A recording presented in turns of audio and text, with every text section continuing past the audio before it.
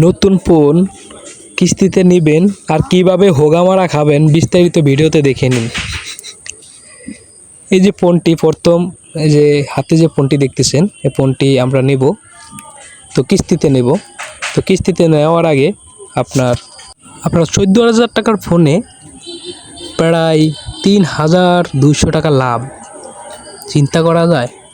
এই যে এখন অ্যাপস দেখাইতেছে যে 14,000 টাকার ফোনে আপনারা কিভাবে কিস্তি প্রদান করবেন বা কিভাবে কিস্তি দিবেন, এই যে বিস্তারিত এই অ্যাপস দেখাইতেছে। আমি মনে করি যে কিস্তিতে ফোন না নেওয়াটাই বেটার। আপনার 14,000 টাকার ফোনে 3,200 টাকা লাভ, ভাবা যায়? এই যে প্রতি মাসে কত টাকা দিতে হবে, কত টাকা ডাউন পেমেন্ট নিবে তারা, ওরা সব কিছু এই অ্যাপসে দেখাইতেছে। তো কীভাবে বিকাশে আপনার দিতে হবে টাকা বিকাশের মাধ্যমে সেটা দেখাইতেছে।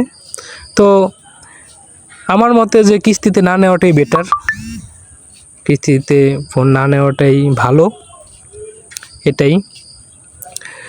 তো কিস্তিতে ফোনটা নিয়ে আমার কাকার একদমই মাথায় হাত, মনে করছে লাভ নেবে 1-2 হাজার টাকা, এখন লাভ তো প্রায় 232 টাকা, 3,032 টাকা নিয়ে গেছে।